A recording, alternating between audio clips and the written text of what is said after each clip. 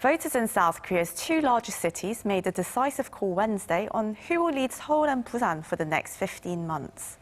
The ballots for the two cities' mayoral by-elections were counted overnight and confirmed a sweeping victory for the main opposition People Power Party candidates Se-hoon and Byoung-joo.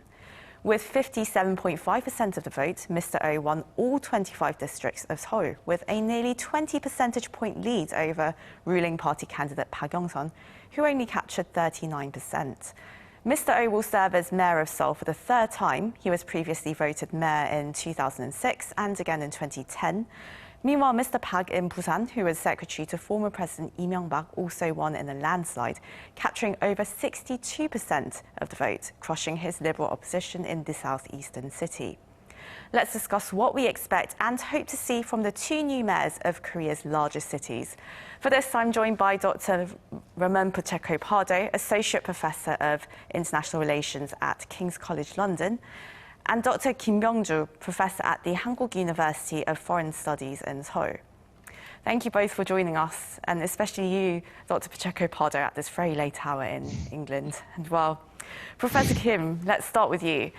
The people of Korea's biggest cities have clearly spoken.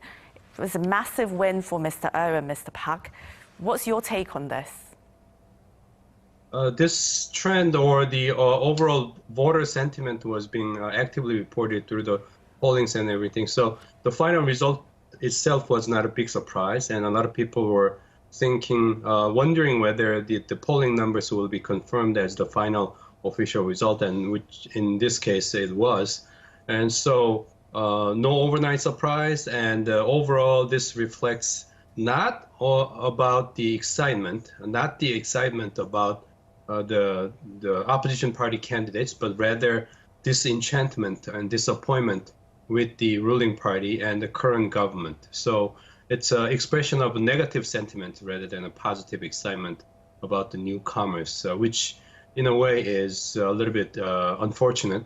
But with the 15-month, as you mentioned, remaining in the office for these mayors, many eyes will be closely watching what difference these new candidates will make, and what difference this by-election results will make for the upcoming presidential election, which is scheduled for March next year. So less than a year away from now. So quite an exciting, interesting political path or a schedule ahead of us here.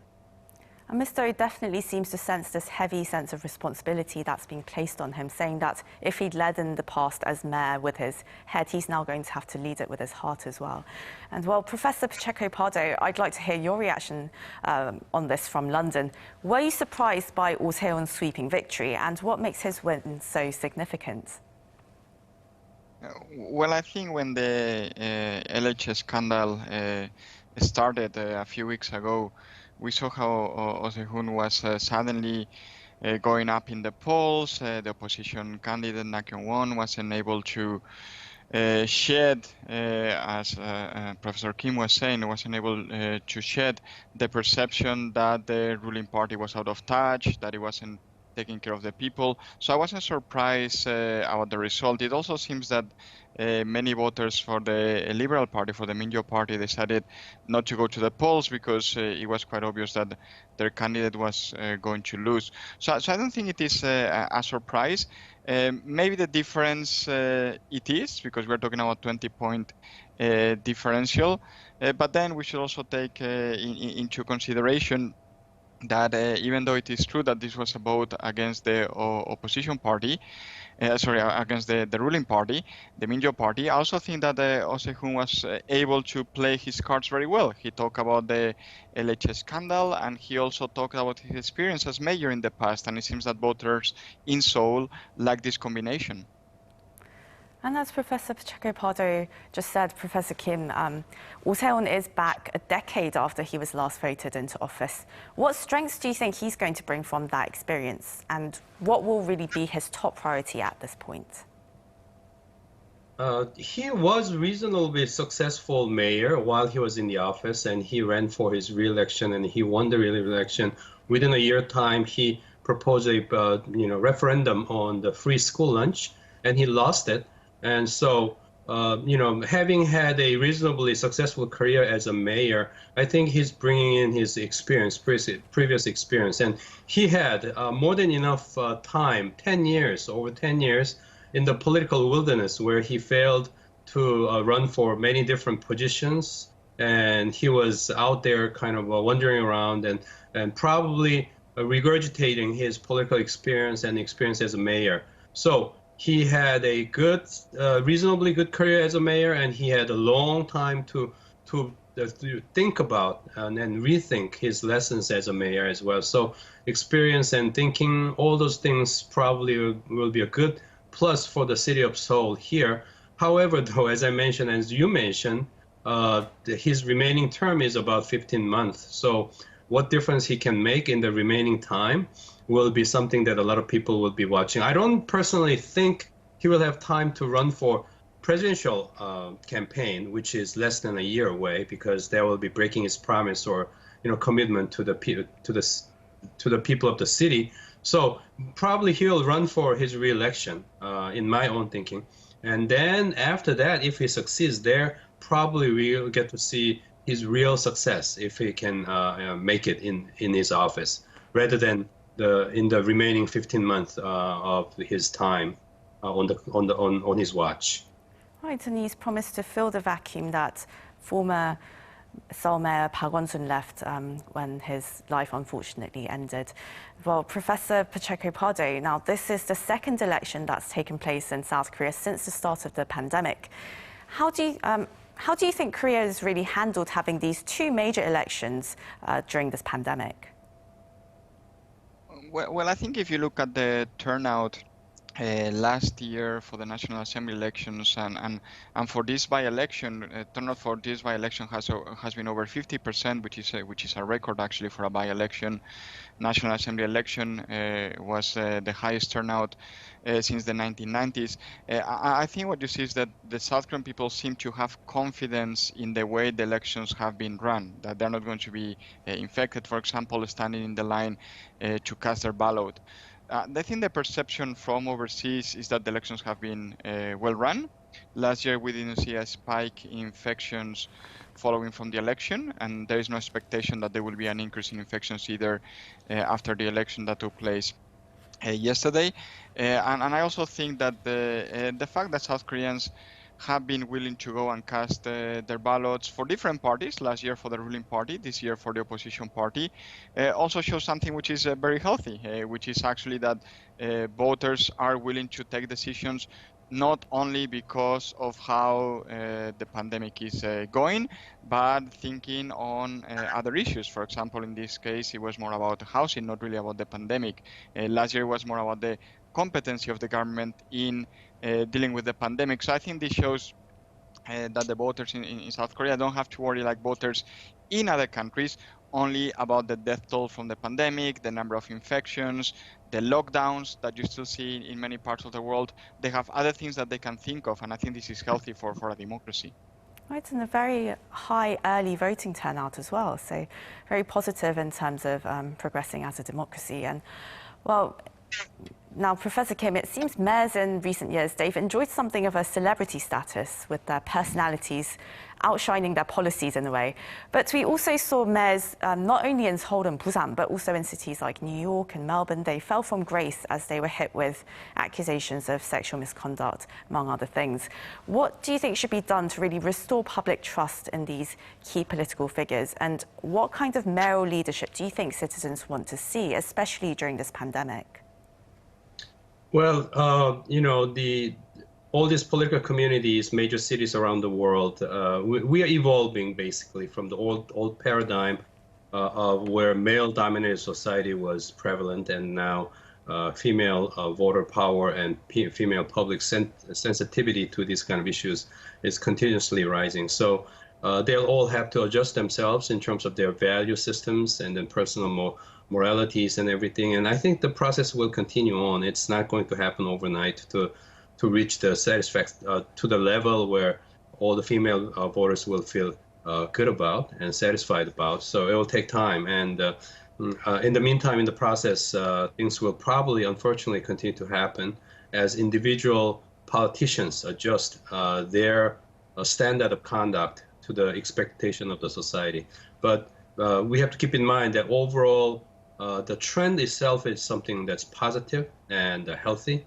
And as a father of female children myself, this is overall a very healthy thing as we go forward, and we certainly hope that the process will continue. In doing so, however, the gender politics should not play out as a politics of division. Rather, we are mindful, and we all probably agree that the political process itself should be all about creating politics of inclusion.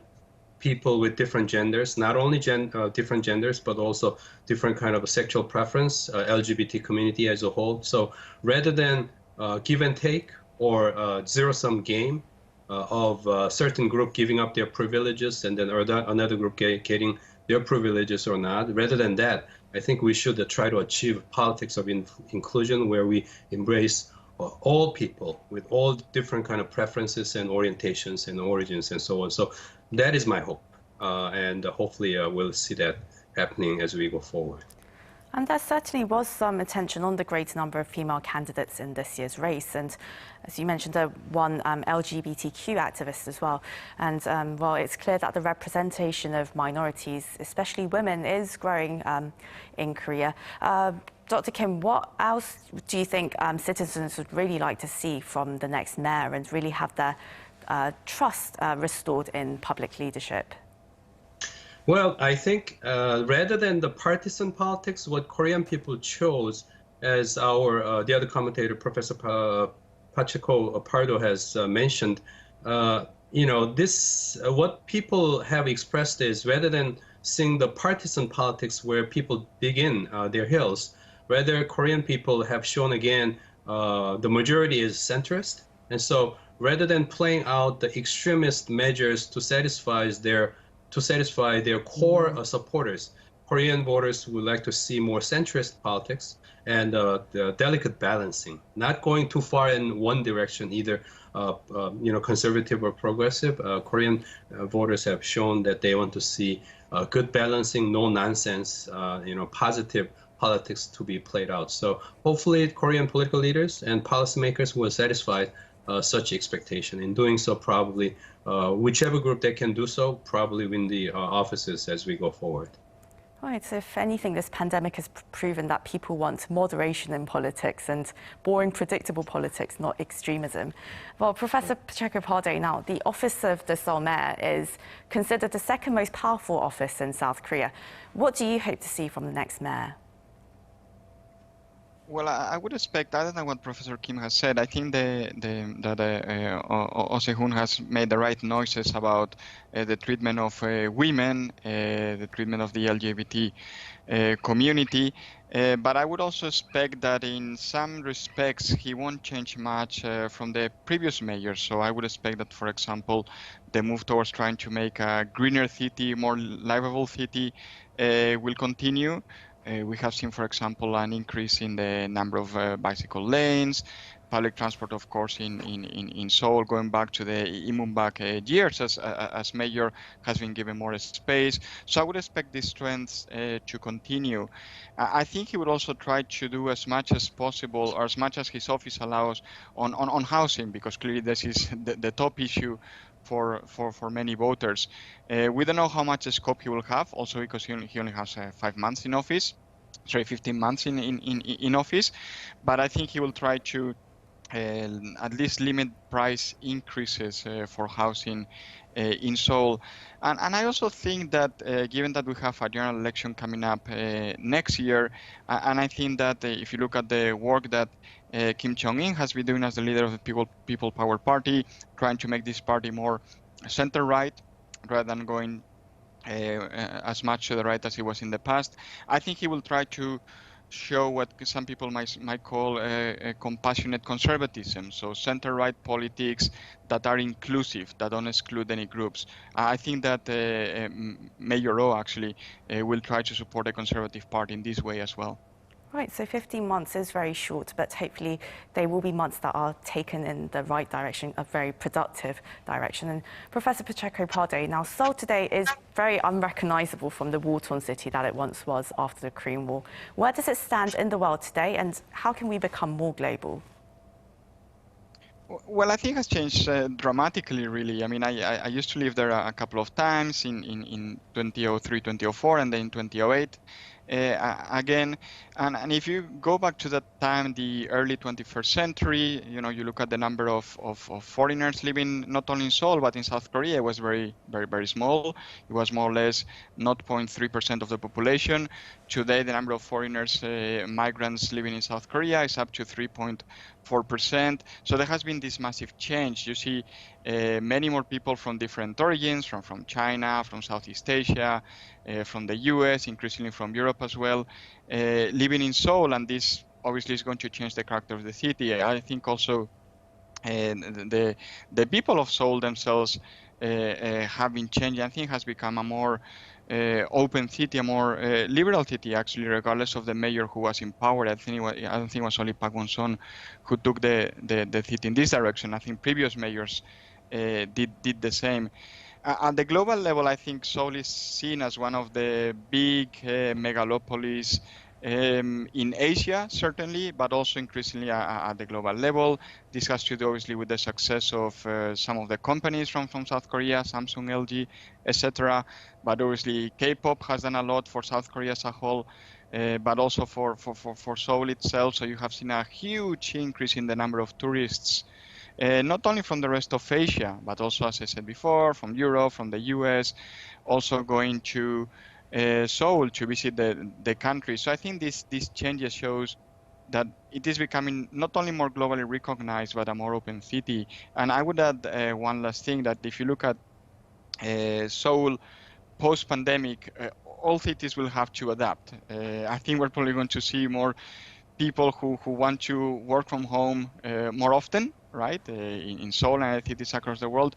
So I think this is actually going to also tilt the character of the city to make neighborhoods themselves more livable than some people think they are today. Well, we're out of time, so this is where we'll have to end the interview today. But that was Dr. Ramon Pacheco Pardo, Associate Professor of International Relations at King's College London, and Dr. Byoung-joo, Professor at the Hankuk University of Foreign Studies here in Seoul. Thank you both so much for your time. Thank you. Thank you. And to our viewers, as always, thank you very much for watching.